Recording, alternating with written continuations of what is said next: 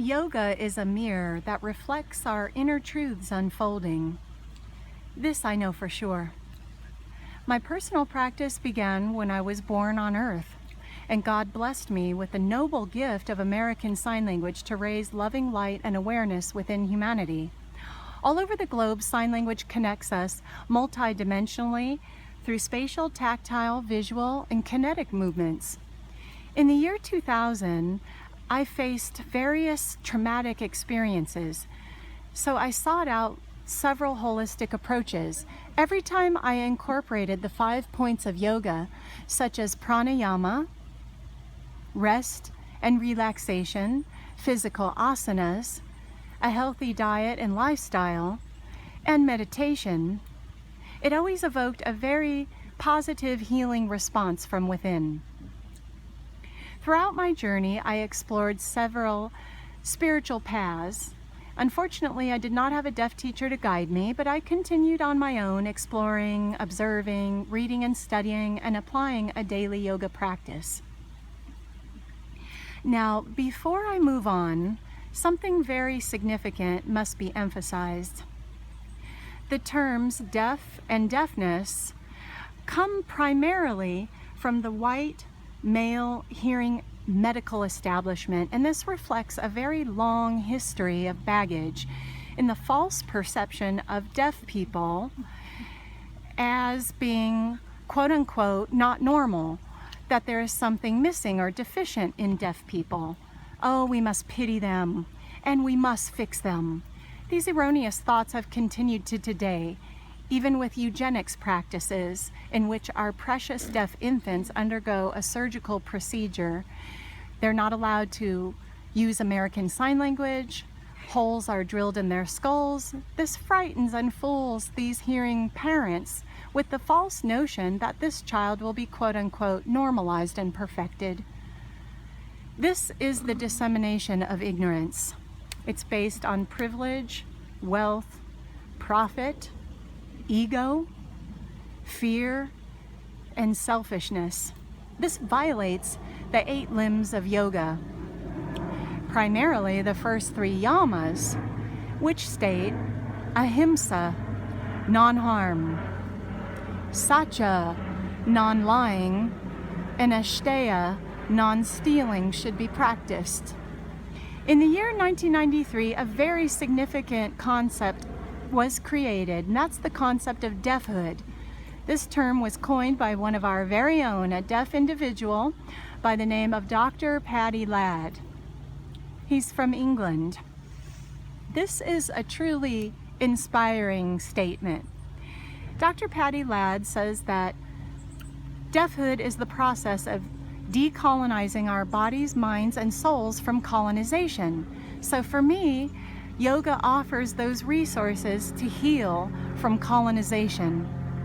The word yoga means the union of our mind, body, and spirit. Deafhood and yoga together can help us rectify these social injustices. In the year 2008, I had the opportunity to learn and study deafhood within the collective deaf community for 2 semesters.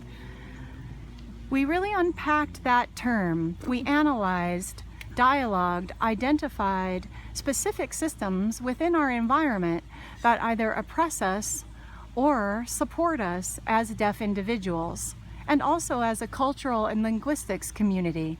This ranges from activism to business to communications to education, the medical system, social economics, social justice, spirituality, and much, much more. The term deafhood means a particular consciousness which is shared amongst similar deaf individuals, just as the terms childhood, sisterhood, and motherhood similarly connote a shared experience. Deafhood is an individual journey for a deaf person to truly identify what their purpose is here on earth as a deaf being.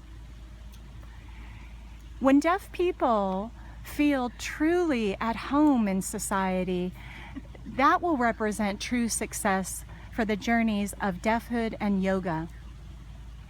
This process happens on all levels: physical, emotional, mental, spiritual, culturally, and linguistically. Through my personal healing, I became a living example that a positive way of life can be done, that there is no time to waste. It really fed my inner fire to go ahead and become a certified yoga and meditation teacher. I'm committed to sharing the lineage of Shivananda's Hatha yoga system, which is truly a classical yoga system.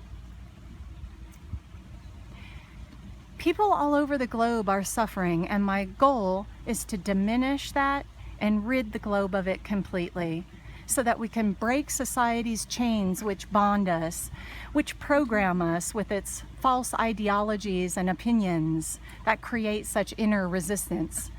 It's time that we incorporate the principles of yoga into our everyday lives so that we can become centered and grounded, balanced, and perfectly whole. There are no deficiencies in us. People all over the planet can transcend their inner barriers. Yoga teaches us not to fight against ourselves or indeed anything at all. Yoga teaches us that it's time to find our truth. And this requires courage. And once we've found our identities, we can live in accordance with that. We have to take responsibility for who we truly are. And we must live our truth with grace and wisdom. Deafhood and yoga together combine to liberate us. Now is the time for the societal systems to actually prescribe yoga. In Hinduism and Buddhism, the term yogini means a female master practitioner. I'm a blessed yogini, and my name is Rajarajeshwari. Namaste.